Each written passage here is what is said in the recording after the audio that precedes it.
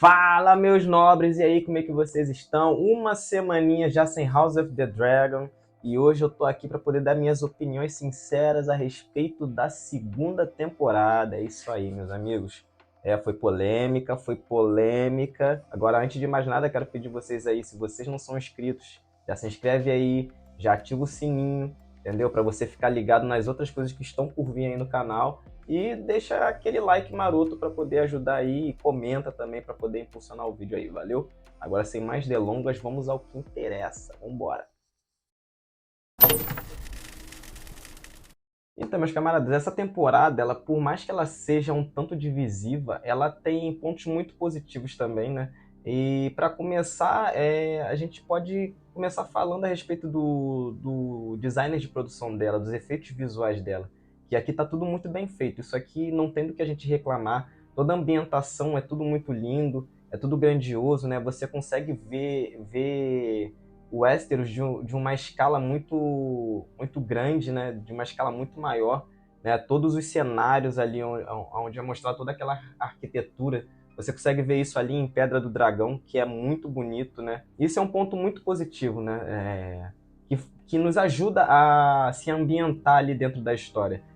Outra parada que também ficou muito bacana, né, com relação a efeitos visuais, são os efeitos dos dragões. Eles estão muito bem feitos, os designers são incríveis e você consegue ver ali a diferença entre cada um em várias nuances, em detalhes. E o que é mais legal, é que já é um outro ponto, é que eles dão uma certa personalidade para cada dragão, né?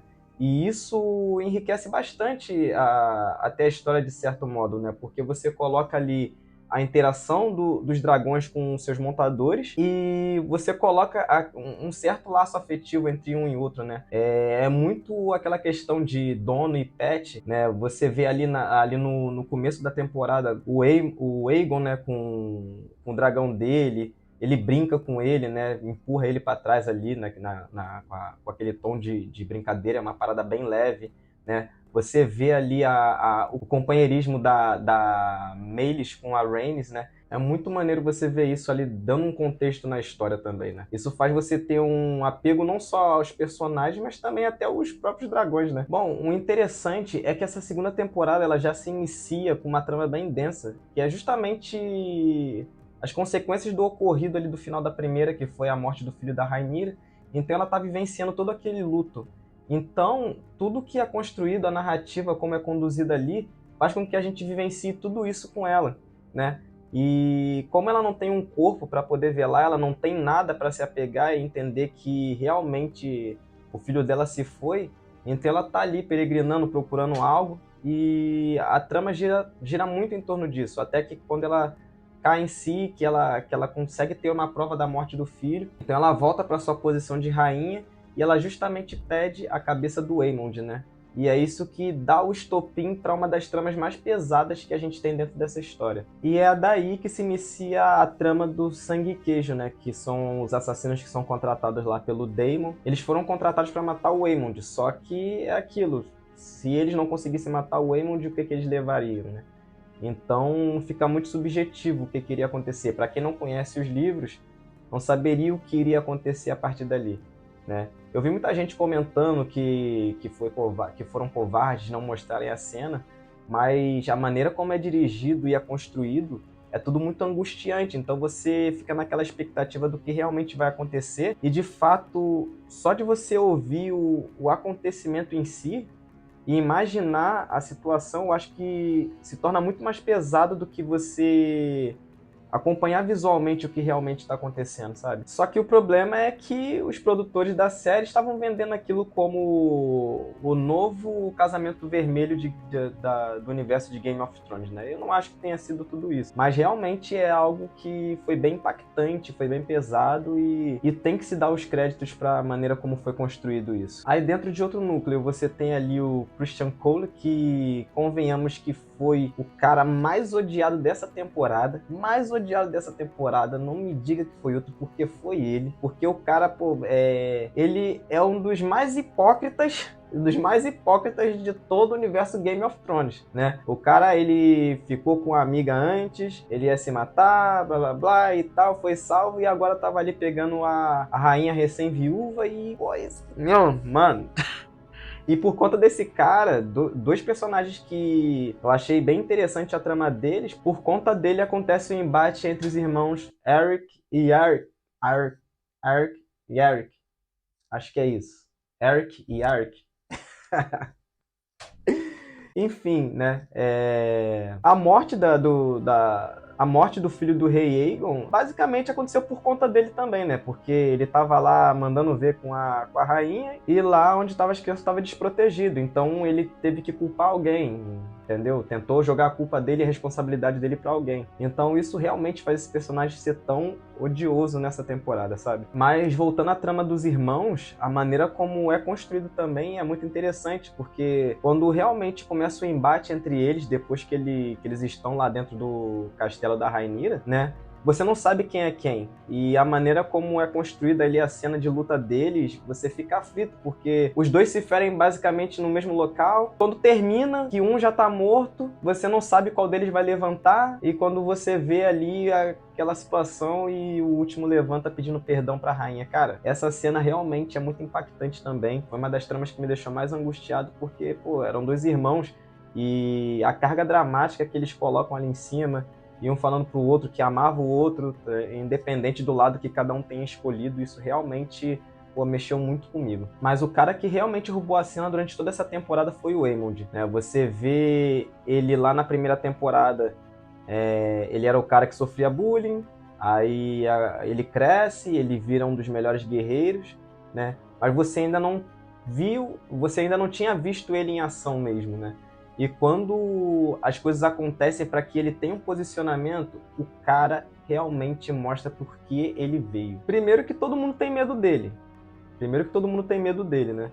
E segundo que quando ele tem a oportunidade de tomar o lugar do rei ali, cara, mano, o cara, você vê que ele realmente já sabe o que tá fazendo. Ele foi um cara que se moldou para isso. Na verdade, ninguém moldou ele para que ele tivesse esse posicionamento de liderança. Ele se moldou conforme a vida dele foi mostrando que ele deveria ser. E você vê tudo isso dele espelhado no Daemon, né? Que você vê que ele é uma certa referência para ele, né? Ele é meio que um fanboy do Daemon, né? Ele admira ele. No entanto, que quando tem o acontecimento lá do sangue e queijo, e ele percebe que os caras estavam ali não por causa da criança, mas por causa dele, ele se sente feliz por conta disso, né? Ele se sente... Ele sente que as pessoas têm medo dele, de que consideram ele um oponente à altura, né? E ele vê isso diretamente como um conflito e um embate entre ele e o tio. Bom, tem muitos acontecimentos durante essa temporada que mostram realmente que o Aemond é o bichão, né? No entanto que quando a última vez que o irmão dele o afronta e debocha dele, né, você vê que ele realmente sente, mas depois a postura dele muda e ele volta com a imponência dele, né? No entanto que no decorrer da trama acontece a situação lá do irmão que vai para o campo de batalha, né, acaba sendo queimado, né, por conta do Aemond mesmo, que realmente ataca ele, quer tirar ele do caminho para que ele realmente tome o lugar e faça o que ele bem entender. Quando finalizou a primeira temporada e o Aegon ele é consagrado ao rei, eu pensei, pô, cara, esse cara é um imbecil. Ele é um imbecil. Mas eu achei interessante a personalidade que deram pra ele nessa segunda temporada, sabe? No começo ali, quando ele vê que ele tem o poder e a autoridade, ele tenta até fazer coisas boas quando as pessoas do reino vêm fazer os pedidos até ele, e ele tenta ser gentil com todo mundo. Mas quando na verdade ele não pode fazer isso, né? Tanto por questões políticas e questões que não são viáveis em vantagem para eles, né?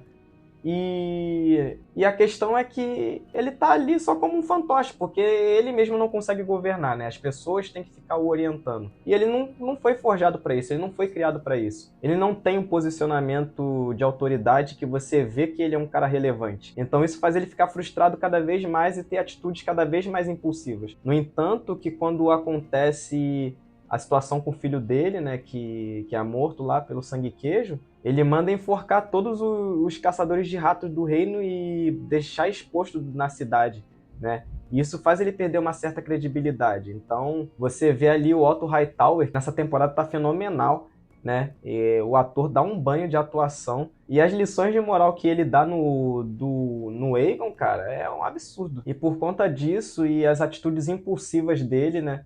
Ele tira o Otto de mão do rei e coloca o Christian Cole e acaba em um desses momentos de impulsividade indo pro campo de batalha, quase estraga o plano todo e acaba se lascando, né? Porque todo mundo já sabe o que acontece, né? O Aemond escondido ataca ele, e ele é totalmente queimado, ele fica todo zoado. Isso é só uma mensagem para as pessoas que são impulsivas e agem sem raciocinar.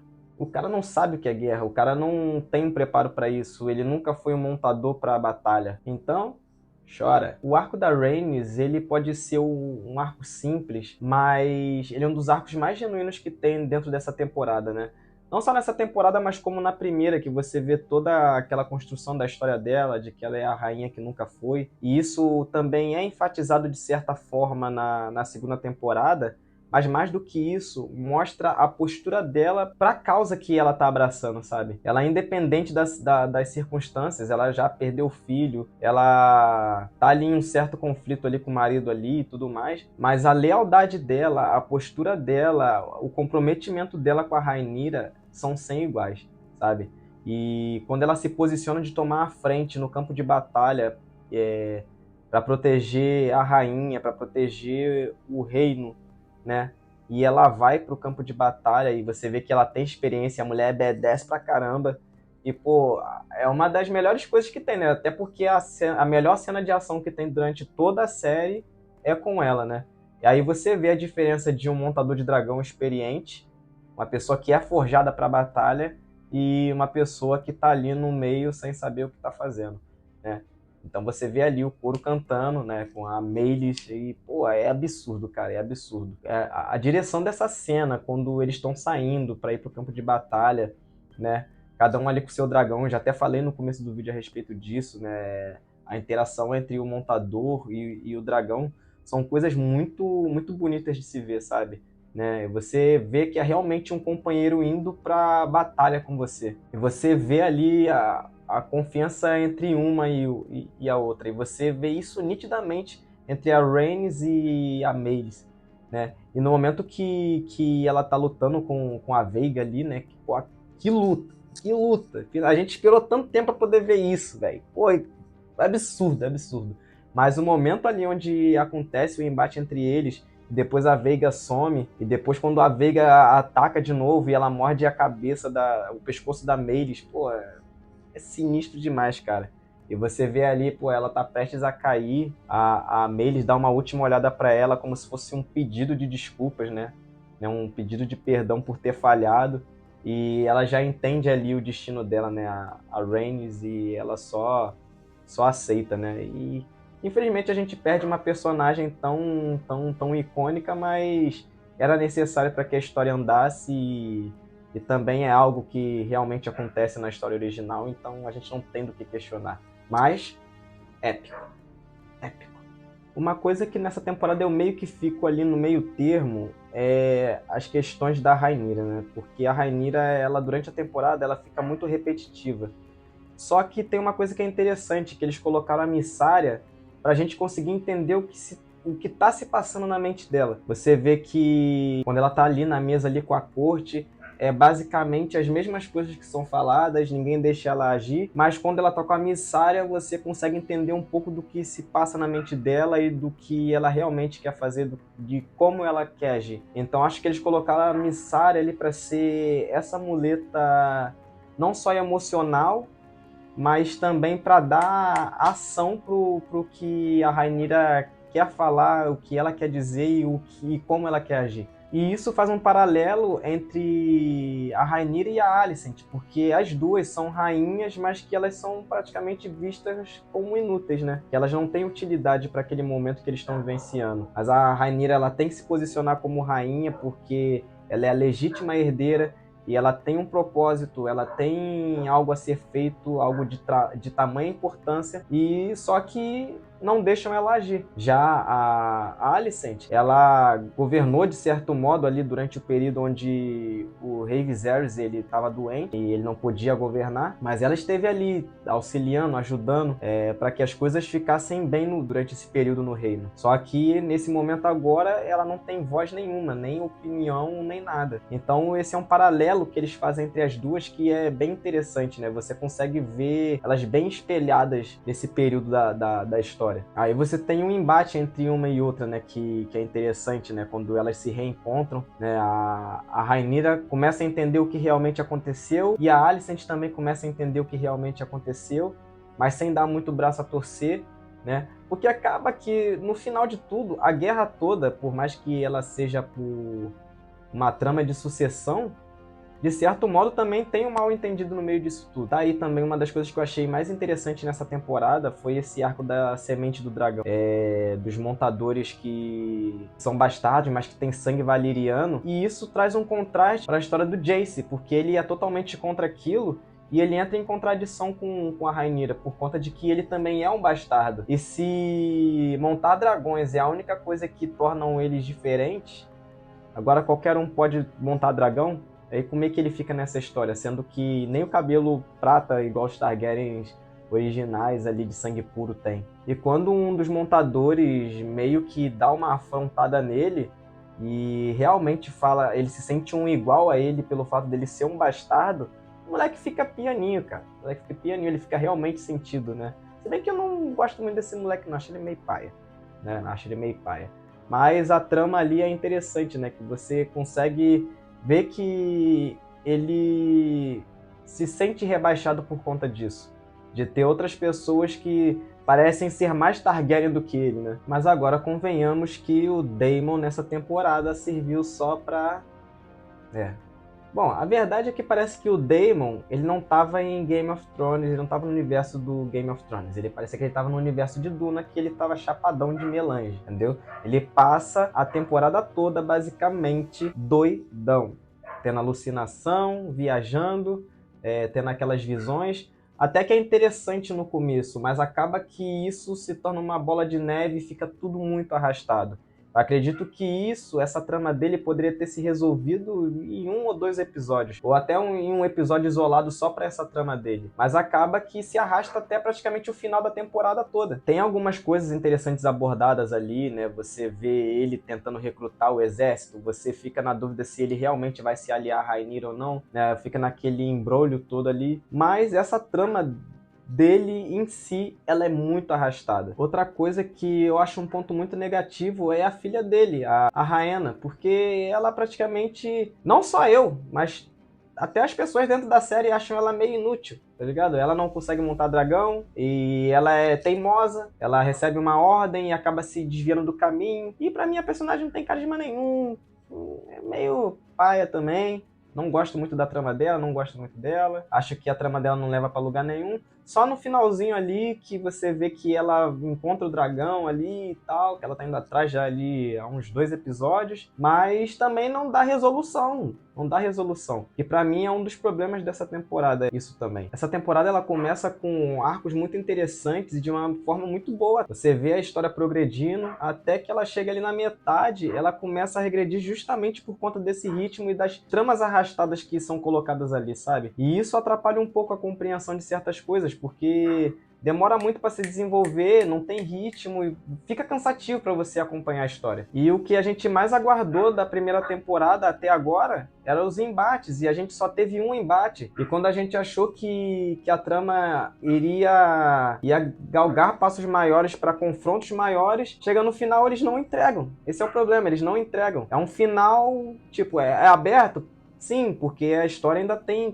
coisas para acontecer e finalizar. Mas é um aberto, tipo, sem o tempero que a gente esperava, sem aquilo que foi prometido, sabe? E outras coisas que eles ficam se propondo a fazer é ficar tentando fazer... Eu não sei se eles estão fazendo um retcon, ou se eles querem de fato conectar todos os acontecimentos da trama de Game of Thrones com House of the Dragon, mas eu acho isso desnecessário, né? Eles enfatizarem tanto isso, até porque a trama de House of the Dragon independe porque ele se passa muitos anos antes e é um escopo muito menor, é uma história muito menor e mais isolada dentro daquele núcleo ali do Targaryen, entendeu? Então eu acho isso desnecessário. É interessante sim ter uma conexão ou outra com a série que originou tudo, mas não é necessário tudo ser conectado, tudo que acontece aqui tem um reflexo lá na outra, sabe? Eu acho que não é pra isso tudo. Então fica aquela questão de que, tipo, é fanservice, é o fanservice que vai fazer, que vai agradar o fã, é o retcon que vai agradar o fã, sendo que o final de Game of Thrones, eles estão conectando basicamente com os acontecimentos finais de Game of Thrones. E é um final que, basicamente, a maioria dos fãs não gostam. Então isso fica um pouco complicado a compreensão do que eles realmente querem fazer com essa história, sabe? Mas enfim, essa é só a minha opinião a respeito dessa temporada. De modo geral, ela é uma temporada assim que tem muitos pontos positivos, mas também tem esses pontos negativos que eu acho que vale a pena ressaltar e é de se repensar do que realmente vai acontecer com as temporadas seguintes. Olhando tudo isso que aconteceu, eu não acho que essa história talvez tenha que ter 4 temporadas, talvez em 3 eles resolveriam. Mas se não fosse todo esse ritmo que eles imporam nela de estar tão arrastada, poderiam ter diminuído, né? Mas enfim, não sei quais são as questões burocráticas que envolvem ali dentro, né? As questões de orçamento. Com certeza tem coisas ali que estão ocultas a nós, mas que cabem a eles, né? Os responsáveis olharem as opiniões dos fãs também para poderem trazer um produto de qualidade para a galera que consome, né? Porque não é só botar ali pelo dinheiro e tal, porque enfraquece a marca, sabe?